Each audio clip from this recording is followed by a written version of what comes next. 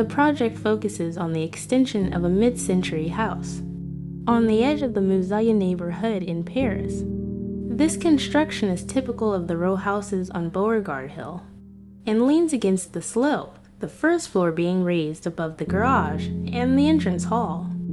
Living areas overlook the street and turn away from the garden. Below, the operation meets this primary desire of finding a direct link to the outside space and a second wish for a small and more intimate living room, an extra room inherited from family memories. The neighborhood, preserved by its singularity and the presence of an old quarry underground, implies a certain modesty in the intervention